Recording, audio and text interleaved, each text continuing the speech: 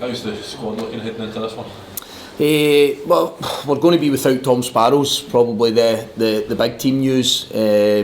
Tom sustained an ankle injury in the first minute of the game on Saturday, as it turns out, so we reckon, based on the scan, that he's going to be out for a minimum of a month, which is a real blow. He's obviously pitched in with a couple of goals this season, kind of getting himself up to speed, found himself in our team, and it's a bit of a disappointment, that one. I think it's a bigger disappointment for me when you see the challenge or the lack of challenge that resulted in the injury, which for me is way worse than Lennon Miller's yellow card. I don't know if anyone's seen Lennon Miller intercept the ball and get booked on Saturday. Well, it was a very similar situation, which is kind of looked upon different because Tom's the type of lad that just bounces straight back up and gets on with the game. I know that opens up a wee bit of can of worms, but you can see my frustration in it, that I don't think it was a foul, but neither did I think Lennon's was. Tony Watt missed out last weekend. Tony took a back spasm actually whilst we were up at the hotel, so he's back in training and hopefully he'll be available for the squad as well. And other than that, you're pretty much looking at the same group of players. So hoping for a bit of a less chaotic build-up. I think it was probably better for you guys because you were already up there, but I know that your club staff had issues getting up to the game, and the supporters of course as well. Yeah, we hope for a less, absolutely, we hope for a less chaotic situation. I need to stress again that's nothing to do with Motherwell, and it's nothing to do with Ross County either for that matter. I think they're tasked with trying to get the pitch playable, which they did in the end. We're tasked with getting ourselves up there. There was a wee bit of drama in trying to get the kit van and various things up. There was a bit of drama with no running water in a lot of the rooms in our hotel and various things like that. All aspects for me that aren't an excuse, but it's never ideal preparation obviously. So this week we just want to get our head down and make sure that we understand that the game's at 3 o'clock, we understand who our opponent is. I'm pretty certain that the game goes ahead and it'll be played without any question marks, and therefore our preparation isn't disrupted, and hopefully just try and give the best version of ourselves. An opponent that you feel might be buoyed by what happened at the end of their game on Tuesday night? Yeah, I watched the game obviously, and a dramatic game, entertaining game, some really good goals. I think you can see the threat that Hibs carry. You know, it doesn't matter what anybody wants to say, league position, points tally, whatever. We understand that Hibs are a really big club in this country. We understand the level of investment that goes into their squad. They carry some real threat at the top end of the pitch. I think they showed that again the other night. And I suppose for anybody that questions the situation there at Hibs, the fact that you go to the 96th minute and you're trying to get yourself back involved in the game, I think gives us a clear indication of what we'll face here on Saturday. Obviously, Tom Sparrow's injury comes on top of a number of midfielders you've got still out as well. Is that kind of forced your hand with the way you've been playing, setting up this season as well, and you've never really had the chance to implement what you really would want to do? Yeah, I think it's a really good question. We have found ourselves in a position where we've constantly, I think since the very first game of the season, we've constantly had to work towards what we have, the profile of player that we have available. That hasn't always allowed us to play a certain way. I don't think at times it has allowed us to play a specific way, week in, week out, and have that level of consistency, which I would always look for, I would always want. But within that, there's been some good performances, there've been some good results. So from my side, it's always trying to find the best formula from what you've got available to you, who's training well, who looks as if they're showing up well during the week, which I think you have to put a lot of emphasis into. And we hope that come December into January, where it's a crazy fixture schedule, it's chaotic, I'm definitely going to need more than sort of 12, 13 players, there's no doubt about that. So working towards trying to get as many of these guys back up to full speed. I feel like I'm a broken record, and I've said that every single week since the start of the season with the number of injuries we've had, but you're absolutely right, that does impact and sometimes hamper exactly what your plan A is, but I've always been a believer in that plan B, plan C, to make sure that we can adjust to situations, and I say we've done that very, very well for the large part of this season. So again, this week and probably moving forward in the next few, it's going to be a big game of trying to find the best solution to the opponent that we play against in accordance to what's available to us. I'm assuming Masquerade maybe comes into contention for start after the journey he had, and then obviously Tony back as well. Does that give you some options as well, you know, maybe to support? Yeah, I think that everybody will understand that Tawanda would have been one of the names at the forefront of my mind going to play against Ross County, but I can't control the nightmare travel essentially that he had. He was frustrated himself. He knew it was going to impact his preparation at the game. By the time he gets back here, by the time we get him up to Dingwall, he was exhausted, he was knackered. You know, he's had a couple of days completely disrupted. Off the back of the high, you'll understand the scoring a really important goal. And kind of where we hoped it would be is that we get him back into our starting 11. Naturally, you would with somebody that scored 3 goals in 2 league games. That's where we would wanted to get to.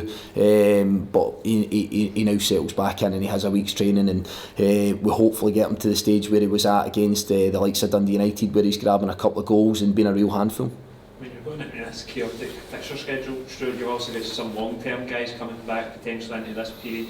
How do you balance try to get them back in, but also perhaps not overexposing them too much when you are going to be playing sort of every 3-4 days? Yeah, again, another good question. I don't know that anybody's got the specific answer that will give you 100% strike rate on that one.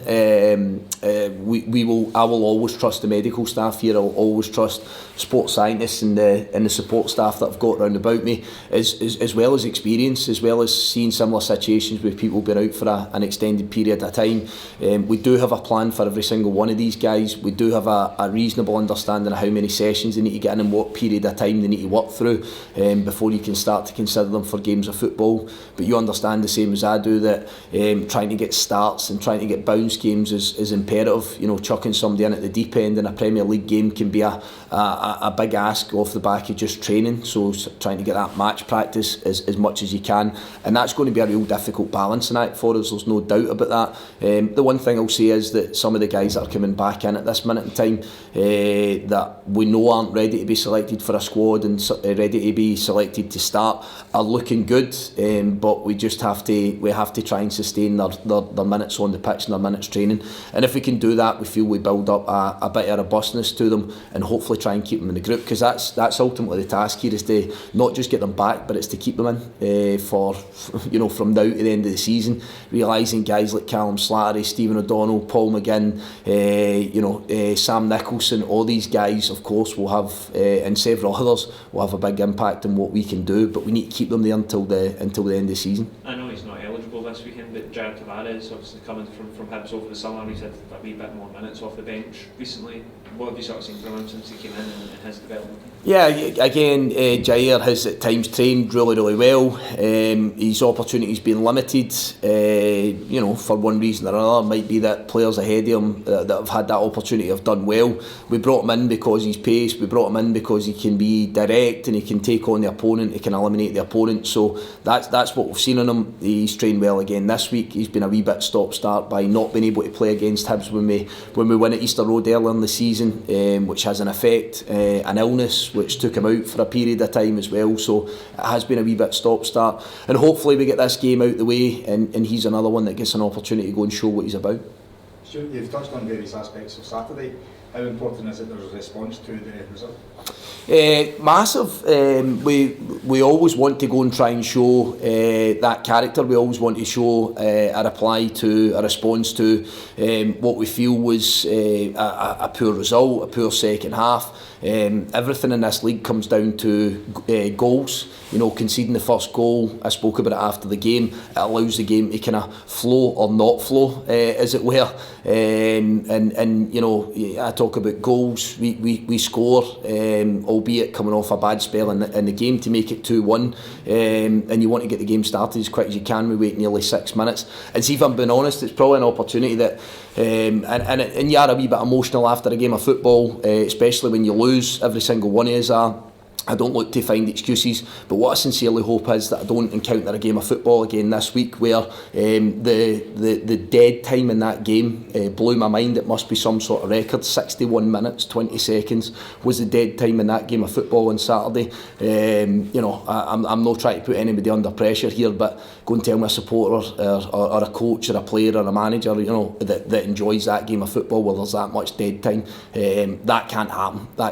That needs to be addressed. That needs to we as players, coaches, managers have a responsibility to try and put on a spectacle, but we need to let the game run so that we can get an opportunity to do that and try and build into that. So I'm hopeful for a far more flowing game of football, one that players get a chance to go and express themselves, and we see whether we come out on the right side in it. It's in front of your own fans, but you got a good record this season? Yeah, we have. We've had one or two disappointments at home. We've had one or two disappointments from away. I think we've been relatively consistent throughout the course of the season. But just going back to your earlier question there, I just think it's so important that we look to try and show a reaction to a defeat, but I don't think that matters at what stage of the season that is. We tried to go and make it 3 wins in a row, was our motivation on Saturday, and unfortunately we came up a bit short on that with our performance and the end result. No excuses, we'll take it in the chin, but we want to go and try and give the best account of ourselves on Saturday. That dead time, is that a sort of increasing trend that you've noticed, in your time recently, and how does that affect you actually, what you're trying to do in the game and try and get a bit of a flow when it is so stop-start, the ball's out of place so much? I'm going to be honest with you, I'm at the point myself where I'm the most optimistic guy in the world. I think even if my team are down, I always feel that we can get back into the game, but there's a spell when it was hitting 5 and 6 minutes after we'd scored where it's not that you know that the momentum's gone, you still believe you can get into the game, but I must admit I was starting to become demoralised. I'm a football enthusiast, I love football, but the key to that is I love football. It's not football if there's 61 minutes, 20 seconds dead time in a game of football. So I think we need to encourage all parties, both teams, officials, everybody.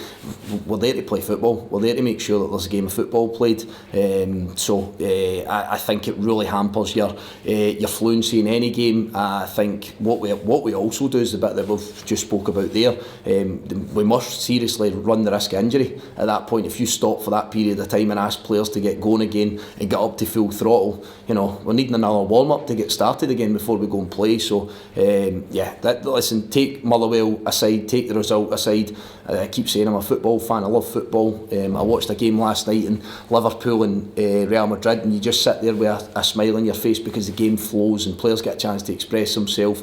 Bit of entertainment, bit of drama in the game of football. That's what we sign up for. Not to wait to see whether we're going to start a game of football again. Not to wait and see whether the referee's going to stop the game of football again. Let's just let the thing run and let's see who comes out on top of it at the end. So can I just ask you, there's a bit of an awareness campaign round about the game on Saturday with the work of the Disabled Supporters Association and the club's facilities for disabled fans. How important is that? I know that the players can go over to that section after the game to make sure, thanking them for the support. How important is that for the club and the squad to be welcoming and open and inclusive to everybody? Really, really important. Another good point. I think it's a situation where you look at overall, all-encompassing.